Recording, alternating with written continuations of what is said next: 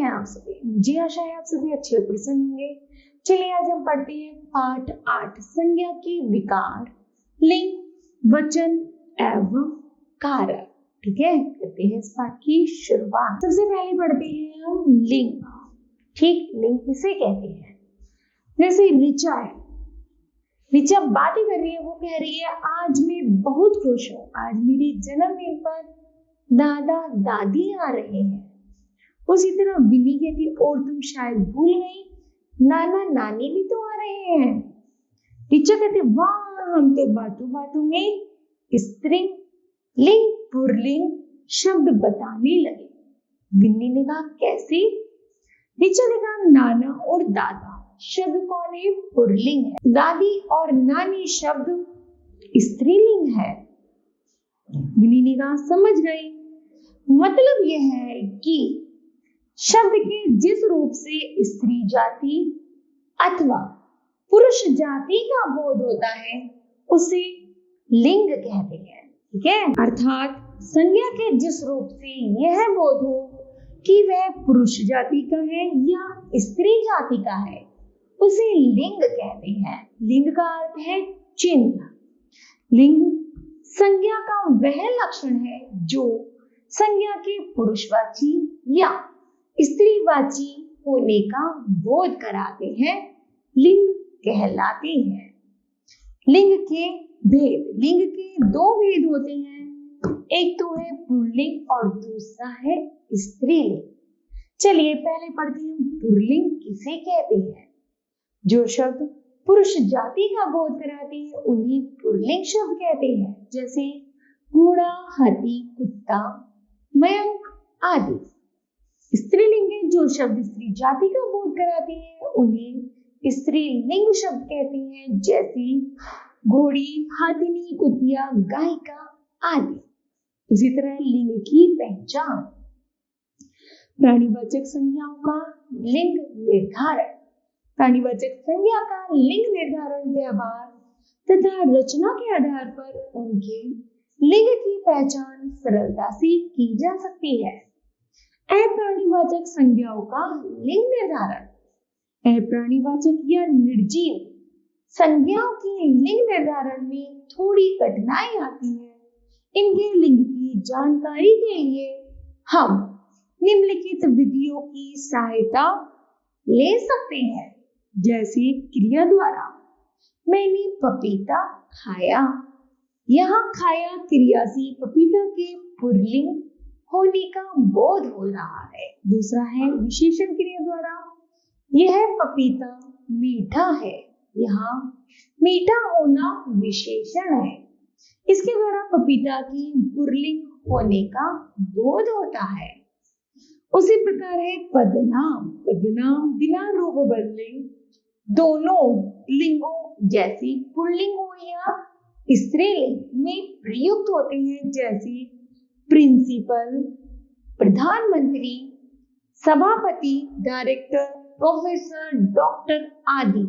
ये शब्द ऐसे होते हैं जो स्त्रीलिंग में भी और पुल्लिंग में भी आते हैं। ठीक है, दोनों के लिए समान होते हैं। आगे है नित्य पुल्लिंग शब्द, बिच्छू, खरगोश, खोआ, खटमल, तोता, भेड़िया, मच्छर, गेंडा, उल्लू, बाज, चीता, भालू, कछुआ, गीदड़ आदि। कुछ समुदायवाचक संज्ञा पुल्लिंग शब्द होती हैं, जैसे परिवार, दल, समाज, झुंड, जत्था, वर्ग, लोग, गुलदस्ता, समूह, संघ, कुटुंब आदि।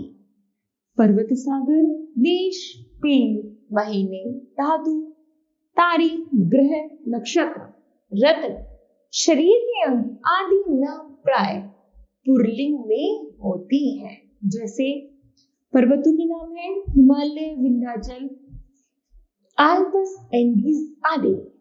सागरों के नाम है प्रशांत महासागर, हिंद महासागर, अरब सागर आदि। देशों के नाम है अमेरिका, इंग्लैंड, भारत, फ्रांस, रूस, जापान, इटली आदि। पेड़ों के नाम में है चीड़, चिनार, जामुन, बरगद, नीम, पीपल, आम, अमरूद आदि। महीनों के नाम है मार्च, अप्रैल, आषाढ़, ज्येष्ठ, कार्तिक, फाल्गुन, चैत्र, वैशाख आदि। धातु के नाम है पीतल, तांबा, कांस्य, लोहा, सोना आदि। आगे है ग्रहों के नाम बुध, शुक्र, मंगल, चंद्र, सूर्य आदि। रत्नों के नाम है हीरा, पन्ना, मूंगा, पुखराज आदि। शरीर के अंग है मुंह, हाथ, कान, गला, पैर, पेट, अंगूठा, बाल आदि। दिनों के नाम है सोमवार, मंगलवार, गुरुवार, बुधवार आदि। नदी, भाषा, लिपि, तिथि, बोली, बर्तन आदि के नाम पर इसके लिंग होते हैं। जैसे नदियों के नाम है गंगा, सरस्वती, यमुना, कावेरी आदि। भाषाओं के नाम है हिंदी, संस्कृत, मराठी, गुजराती, तमिल, अंग्रेजी, जर्मन आदि। लिपियों के नाम है देवनागरी, रोमन, गुरुमुखी आदि। तिथियों के नाम है पूर्णिमा, एकादशी, अमावस्या आदि। बोलियों के नाम है भोजपुरी, बुंदेली, अवधी, हिमाचली आदि। कुछ बर्तनों के नाम है कटोरी, थाली, चम्मच, कलछी, छन्नी आदि। शरीर के कुछ अंगों के नाम है गर्दन, कमर, जीभ, उंगली, छाती, आंख आदि। संस्कृत के कुछ ऐसे शब्द जो अकारांत होते हैं स्त्रीलिंग के अंतर्गत आते हैं। जैसे सुता, छात्रा, कृपा, पिया आदि।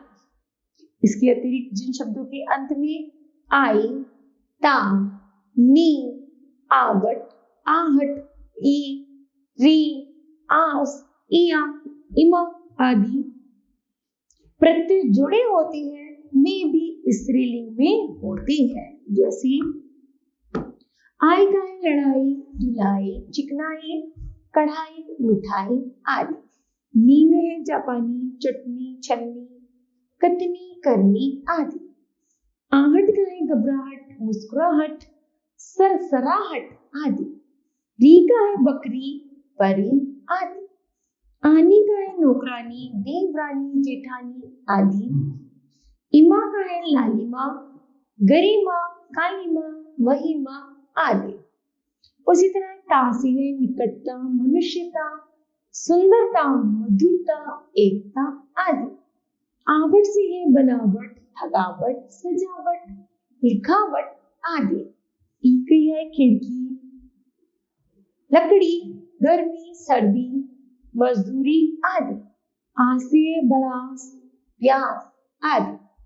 इया से है चिड़िया, गुड़िया, पुड़िया, बुढ़िया, लुटिया आदि। ठीक है, आगे बच्चों पुल्लिंग से स्त्रीलिंग बनाने के नियम। आ को आ करके कैसे? भव दिया से बना भव दिया, छात्र से बना छात्रा, आचार्य से आचार्या, अग्रज से बना अग्रजा, महोदय से महोदया, शिष्य से शिष्या, अनु से अनुजा, प्रिय से प्रिया। आपको ई बनाना है। जैसे दास का दासी, कबूतर का कबूतरी, देव का देवी, पुत्र का पुत्री, हिरण का हिरनी और राक्षस का राक्षसी। आगे आपको ई करके जैसे चाचा का चाची, घोड़ा का घोड़ी, लड़का का लड़की प्रयोग करके जैसे चोर का चोरनी, राग का रागनी, शेर का शेरनी, जाट का जाटनी, मोर का मोरनी और ऊंट का है ऊंटनी। फिर है आनी का प्रयोग करके। आनी का प्रयोग है जैसे सीट का सिठानी, इंद्र का इंद्राणी, राजपूत का राजपुतानी, जेठ का जेठानी। इन्हीं का प्रयोग करना है जैसे हाथी का हाथिनी, तपस्वी का है तपस्विनी। ठीक है, आगे है योग का योगिनी, यशस्वी का यशस्विनी, कार्यकारी का कार्यकारिणी, हंस का हंसिनी। फिर है ता का त्री में परिवर्तन करके। रचयिता का रचित्री, नेता का नेत्री, दांत का दाती, अभिनेता का अभिनेत्री। पुल्लिंग से स्त्रीलिंग बनाते समय पूर्णतः बदल जाने वाले शब्द जैसे वीर का वीरांगना, विद्वान का विदुषी, कवि का कवयित्री, वर का वधु, साधु का साध्वी, सम्राट का है साम्राज्ञी। ठीक है बच्चों, इस तरह यह पाठ पूरा होता है। चलिए पढ़ते हैं इसमें कुछ। जैसे स्त्री और पुरुष जाति का बोध कराने वाले शब्द लिंग कहलाते हैं। लिंग के दो भेद होते हैं, पुल्लिंग व स्त्रीलिंग। पुरुष जाति का बोध कराने वाले शब्द पुल्लिंग कहलाते हैं। स्त्री जाति का बोध कराने वाले शब्द स्त्रीलिंग कहलाते हैं। लिंग का निर्धारण शब्द के अर्थ और रूप के आधार पर होता है। अप्राणीवाचक संज्ञा शब्दों के लिए लिंग का निर्धारण उसके प्रयोग के आधार पर होता है। कुछ शब्द नित्य स्त्रीलिंग होते हैं तथा कुछ नित्य पुल्लिंग होते हैं। नित्य पुल्लिंग और नित्य स्त्रीलिंग शब्दों के लिंग परिवर्तन के समय उनके आगे मादा तथा नर शब्दों का प्रयोग किया जाता है। बहुत से पुल्लिंग शब्द ऐसे हैं जिनका लिंग परिवर्तन करते समय ये पूरी तरह से बदल जाती है। ठीक है, आगे है वचन। वचन किसे कहते हैं, चलिए पढ़ते हैं। रमन के पास एक पुस्तक है। आगे है विनय के पास कई पुस्तकें हैं, अर्थात बच्चों उपयुक्त वाक्यों को ध्यान से पढ़ने पर आपको ज्ञात होगा कि पहले वाक्य में एक पुस्तक की एक संख्या का बोध हो रहा है और दूसरे वाक्य में पुस्तकों की अनेक संख्या का बोध हो रहा है। यही वचन कहलाता है। चलिए पढ़ते हैं इसे परिभाषा के माध्यम से। शब्द का वह रूप जिससे उसके एक या एक से अधिक होने का बोध हो वचन कहलाता है। वचन के भेद। वचन के दो भेद होते हैं, एक वचन और बहुवचन। चलिए पढ़ते हैं। एक वचन किसे कहते हैं? शब्द का वह रूप जिससे एक ही प्राणी या वस्तु का बोध हो एक वचन कहलाता है। जैसे संतरा, सड़क, खिड़की आदि। अन्य उदाहरण है, मेरे पापा के पास पीली कमीज है। लड़के बॉल से खेल रहे हैं।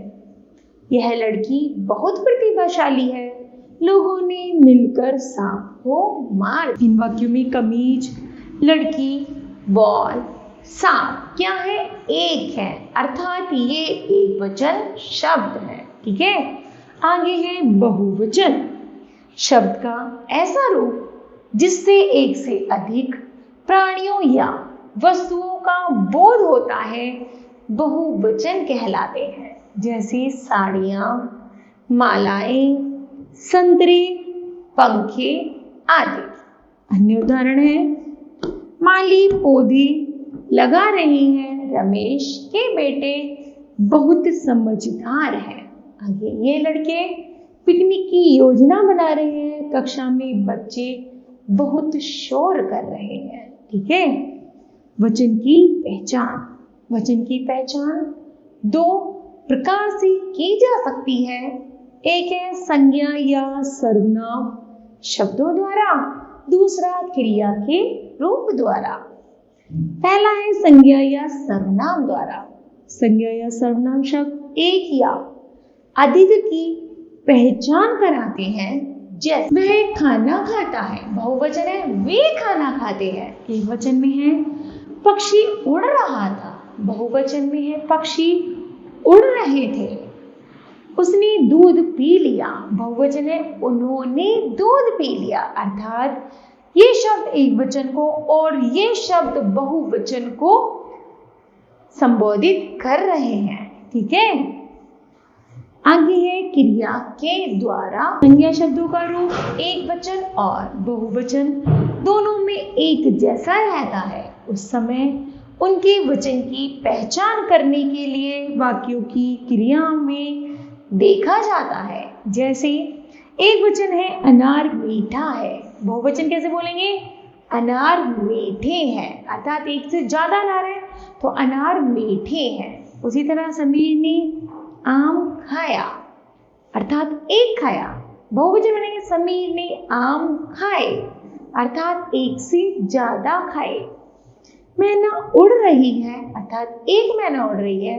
मैना उड़ रही है, अर्थात एक से ज्यादा मैना उड़ रही हैं। ठीक है, इन वाक्यों में अनार, समीर, मैना के वचन की पहचान इनके क्रियापदों से हो रही है।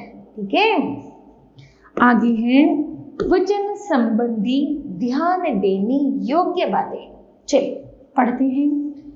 आदर अथवा सम्मान प्रकट करने के लिए एक वचन के स्थान पर बहुवचन का प्रयोग किया जाता है। जैसे मंत्री जी आज संग्रहालय का उद्घाटन करेंगे।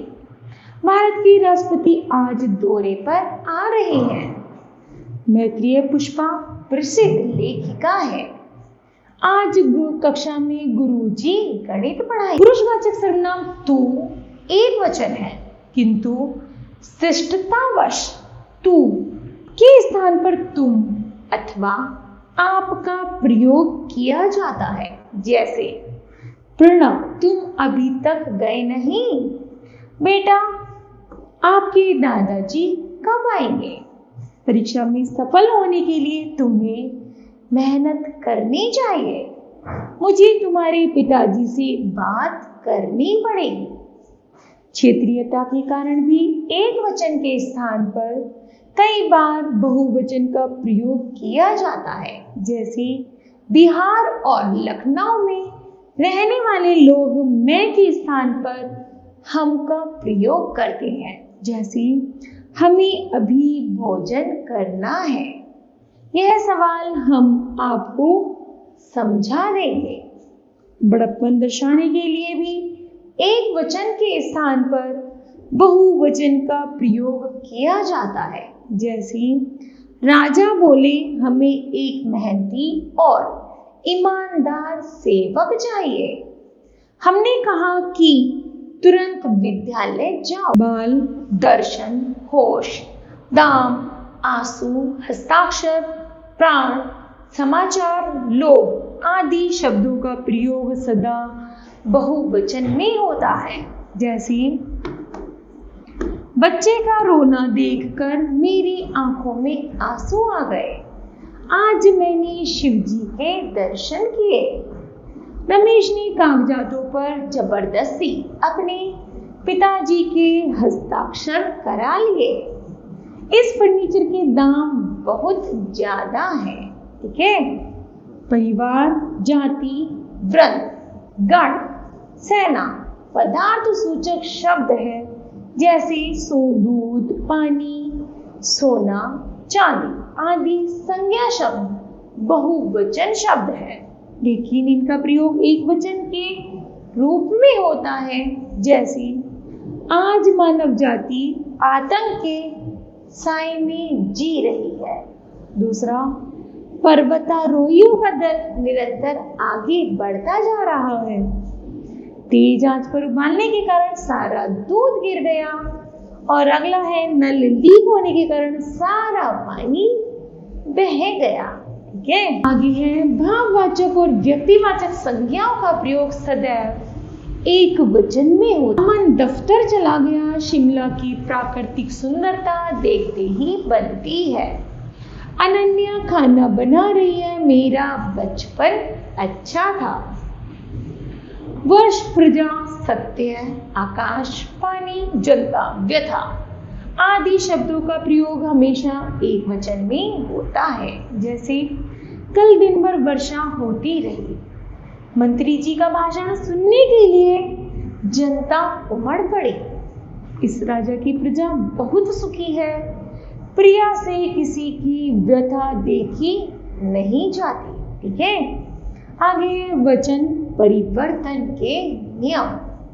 अकारांत स्त्रीलिंग शब्दों की आ को ऐ में बदलकर। जैसे पुस्तक का पुस्तकी, बहन का बहनी, कलम का कलमी और वहाँ का है बाहें।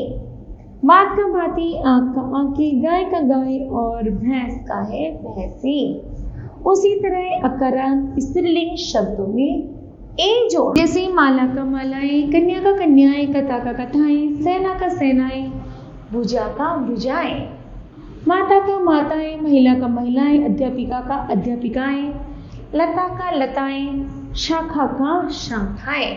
आगे है अकारांत पुल्लिंग शब्दों को आ को ए में बदलकर, जैसे पत्ता का बेटी का बेटी, जूता का जूती, घोड़ा का घोड़ी, बच्चा का बच्चे, रास्ता का रास्ते, लड़का का लड़के, रुपया का रुपये, कमरा का कमरे, बस्ता का बस्ते, पक्का का पक्के, कपड़ा का कपड़े, तारा का तारे।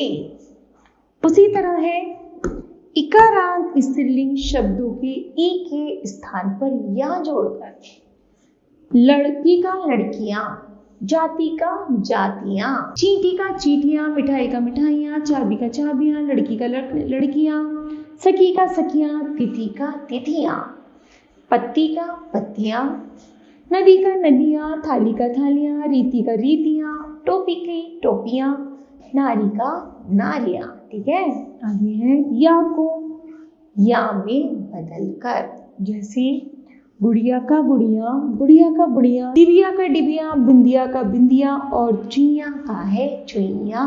ठीक, आगे उकारांत, उकारांत व ओकारांत स्त्रीलिंग शब्दों में ए जोड़कर, जैसे ऋतु का ऋतुएं, धातु का धातुएं, बहु का बहुएं, गो का गोएं, वस्तु का वस्तुएं, धेनु का है धेनुएं।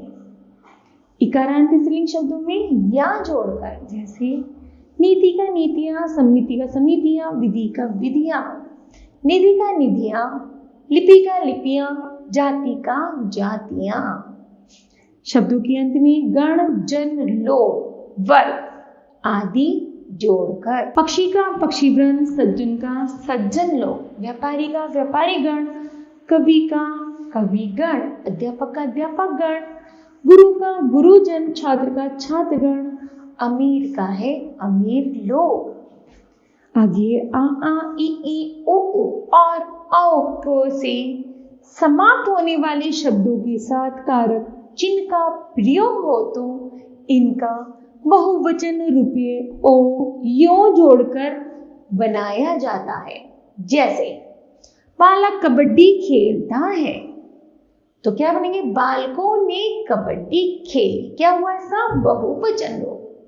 एक वचन है वे अपने गांव को चले गए, अब इसका बहुवचन बनाते हैं वे अपने अपने गांवों को चले गए। ठीक है, आगे है हम सबको सब्जी अच्छी लगती है, बहुवचन बनाते हैं हमें सब्जियों का सेवन करना चाहिए। पेड़ मत काटो, बहुवचन है पेड़ों को मत काटो। ठीक है, संबोधन करते समय आ के स्थान पर ओ और ई के स्थान पर यू हो जाता है। जैसे बहन का बहनों, माता का माताओं, भाई का भाइयों, मुनि का है मुनियों। ठीक है बच्चों, चलिए पढ़ते हैं इस पाठ की महत्वपूर्ण तथ्य। शब्द की जिस रूप से उसकी एक या अनेक होने का बोध हो वचन कहलाता है। वचन के दो भेद होते हैं, एक वचन और बहुवचन। वचन की पहचान संज्ञा, सर्वनाम और क्रिया के रूप में होती है। ठीक है बच्चों, चलिए बच्चों अब हम पढ़ते हैं कारक। ठीक है, देखिए चित्र है यहाँ पर, अमित ने अपनी परिवार के साथ चिड़ियाघर की सैर की। दूसरा है रमन कुर्सी पर बैठकर पढ़ाई करता है। ठीक है बच्चों, ऊपर दिए गए वाक्यों को पढ़ने पर आपको पता चलता है कि सभी में कोई ना कोई क्रिया है जिसका संबंध संज्ञा पदों से है। यहाँ पहले वाक्य में ने, के तथा की पर सर्गों का प्रयोग किया गया है। दूसरे वाक्य में पर सर्ग का प्रयोग किया गया है। अगर इन परसर्गों का प्रयोग न किया जाए तो वाक्य का अर्थ इस कारक का शाब्दिक अर्थ होता है करने वाला, यानी जो क्रिया को पूरा करने में सहायता करता है उसे हम कारक कहते हैं। चलिए पढ़ते हैं इसे परिभाषा के माध्यम से। संज्ञा अथवा सर्वनाम के जिस रूप से उसका संबंध वाक्य में क्रिया के साथ जाना जाता है कारक कहलाता है। कारक के भेद। हिंदी में कारक के 8 भेद होते हैं। कर्ता कारक, कर्म कारक, कर्ण कारक, संप्रदान कारक, अपादान कारक, संबंध कारक, अधिकरण कारक और संबोधन कारक। कारक चिन्हों का संक्षिप्त परिचय। जैसे कर्ता का चिन्ह है ने, अर्थ है काम करने वाला। कर्म का है को, अर्थ है क्रिया से प्रभावित होने वाला। करण से के द्वारा, अर्थ है क्रिया का साधन। संप्रदान है को या के लिए, अर्थ है जिसके लिए क्रिया संपन्न की जाए। अपादान है से, अर्थ है अलग होने का भाव। संबंध है काकी के, नानी वे, रारी वे, अर्थ है अन्य पदों से पारस्परिक संबंध। अधिकरण है में पर, अर्थ है क्रिया का आधार, स्थान, समय, अवसर आदि का बोधक। संबोधन है हे, ए, अरे, अजी, ओ। संबंध है, अर्थ है किसी को पुकारने या बुलाने का बोधक। ठीक है। आगे है कर्ता कारक। संज्ञा या सर्वनाम के जिस रूप से क्रिया के करने वाले का बोध हो उसे कर्ता कारक कहते हैं। ने कर्ता कारक का चिन्ह परसर्ग है, लेकिन सभी जगह ने का प्रयोग नहीं होता है। विक्रांत ने पुस्तक पढ़ी, प्रणव खेलता है, पक्षी उड़ता है, समीर किताब पढ़ता है। ठीक है। कर्ता कारक का परसर्ग ने है, लेकिन ने का प्रयोग केवल भूतकाल की सक्रमक क्रियाओं के साथ होता है। वर्तमान और भविष्य काल में ने परसर्ग का प्रयोग नहीं किया जाता। वाक्य में मुख्य क्रिया के साथ कौन, किसने लगाकर प्रश्न करने पर जो उत्तर प्राप्त होता है वही कर्ता होता है। दूसरा है कर्म कारक। संज्ञा या सर्वनाम की जिस रूप पर क्रिया का प्रभाव या फल पड़े उसे कर्म कारक कहते हैं। कर्म के साथ को विभक्ति आती है, इसकी यही सबसे बड़ी पहचान होती है।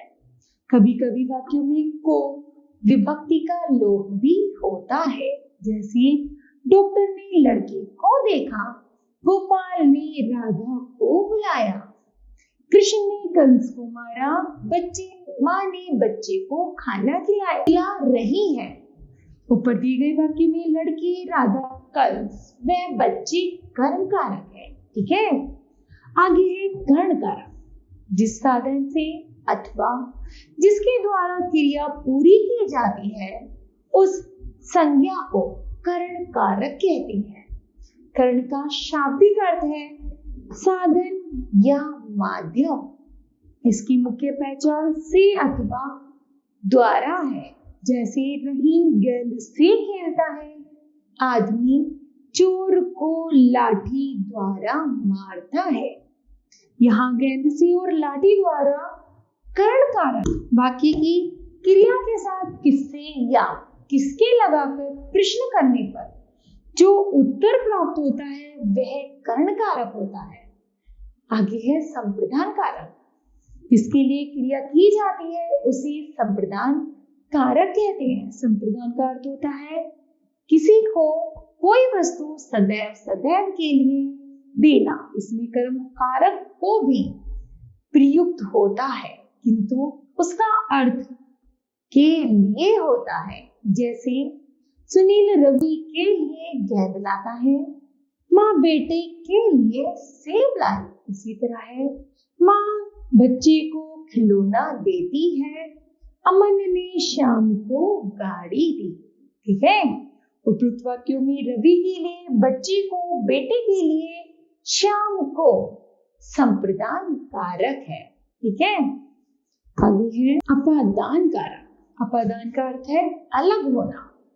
जिस संज्ञा सर्वनाम से किसी वस्तु का अलग होने का बोध होता है उसे अपादान कारक कहते हैं। कर्ण कारक की तरह अपादान कारक का परसर्ग भी से है, परंतु कर्ण कारक में इसका अर्थ सहायता होता है और अपादान में अलग होना होता है। जैसे गंगा से, हिमालय से गंगा निकलती है।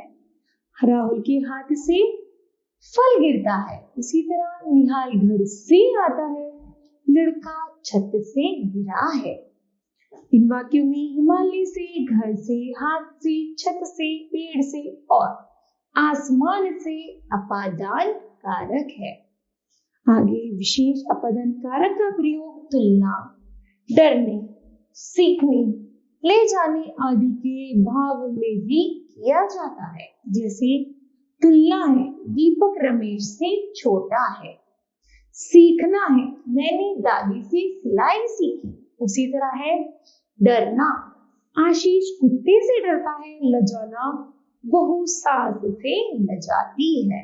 ठीक है, आगे संबंध का संज्ञा अथवा सर्वनाम के जिस रूप से उसके किसी दूसरे के साथ संबंध का बोध ज्ञान हो, वह संबंध कारक कहलाती है। इसके परसर्ग का की के, रारी, नानी ने आदि है। जैसे अमन की किताबें मेज पर है, विनीता का घर दूर है। संबंध कारक में जिन पदों का संबंध बताया जाता है उन्हें संबंध, और जिनसे संबंध बताया जाता है उन्हें संबंधी कहा जाता है। वाक्य में परसर्ग का प्रयोग संबंधी के लिंग वचन के अनुसार किया जाता है। जैसे प्रिया का भाई, प्रिया की किताब। अधिकरण कारक संज्ञा के जिस रूप से क्रिया के आधार का बोध होता है उसे अधिकरण कारक कहते हैं। अधिकरण का अर्थ है क्रिया का आधार या आशय। इसकी मुख्य पहचान है में या पर। जैसे घर पर माँ है, सड़क पर गाड़ी खड़ी है, घोंसले में चिड़िया है। यहाँ घर पर, घोंसले में, सड़क पर अधिकरण कारक है। ठीक है, आगे है संबोधन कारक। वाक्य में जिन शब्दों से किसी को पुकारा, बुलाया, संबोधित अथवा सचेत किया जाता है संबोधन कारक कहलाते हैं। जैसे ओ लड़की, संबोधन विस्मय चिन्ह है, जरा सुन तो। अरे विशाखा, फिर विस्मयादि चिन्ह है, कहाँ चली गई। रमा, विस्मयादि चिन्ह, देखो कैसा सुंदर दृश्य है। हे राम, यह क्या हो गया। आदि इनमें क्या है, संबोधन कारक है। आगे है कर्म कारक और संप्रदान कारक में अंतर। इन दोनों में क्रिया के व्यापार का फल कर्म पर पड़ता है और संप्रदान कारक में देने के भाव में या उपकार के भाव में को का प्रयोग होता है। जैसे अध्यापक विद्यार्थी को पाठ पढ़ाते हैं, अध्यापक विद्यार्थी को पठन सामग्री देता है। ठीक है, आगे इन दोनों वाक्यों में को परसर्ग का प्रयोग किया जाता है, किंतु दोनों में अंतर है। पहले वाक्य में अध्यापक द्वारा की गई क्रिया का प्रभाव कर्म पर पड़ रहा है, विद्यार्थी पढ़ाना क्रिया का कर्म है, अतः उसके साथ को परसर्ग लगा है। किंतु दूसरे वाक्य में विद्यार्थी को पठन सामग्री देने का भाव है। यहाँ पठन सामग्री देने की क्रिया विद्यार्थी के लिए की गई है, अतः यहाँ विद्यार्थी संप्रदान कारक है। ठीक है, आगे है कर्ण कारक और अपादान कारक में अंतर। कर्ण और अपादान कारकों में से चिन्ह का प्रयोग होता है, परंतु अर्थ के आधार पर दोनों में अंतर होता है। कर्ण कारक में जहाँ से का प्रयोग साधन के अर्थ में होता है, वहीं अपादान कारक में से का प्रयोग अलग होने के लिए किया जाता है। कर्ता कार्य करने के लिए जिस साधन का प्रयोग करता है उसे कर्ण कारक कहते हैं। अपादान में अलग होने अर्थात दूर जाने का भाव निहित होता है। जैसे वह कलम से लिखता है, गमन की जेब से सिक्का गिरा। दोनों वाक्यों में से परसर्ग का प्रयोग किया जाता है, परंतु पहले वाक्य में कलम लिखने का साधन है, जबकि दूसरे वाक्य में जेब से सिक्के के निकालने का बोध हो रहा है। अतः पहले वाक्य में कर्ण कारक है और दूसरे वाक्य में अपादान कारक है। ठीक है, मुझे आशा है बच्चों यह पाठ आपको समझ आया होगा। उससे पहले पढ़ते हैं हम महत्वपूर्ण तथ्य। वाक्यों में शब्दों का क्रिया व अन्य पदों से जो संबंध होता है कारक कहलाता है।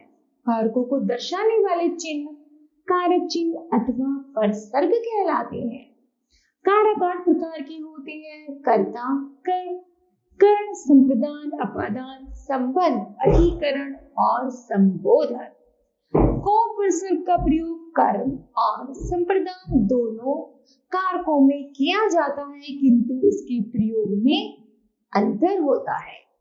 कर्ता कारक में ने परसर्ग का प्रयोग केवल भूतकाल की सकमक क्रिया में किया जाता है।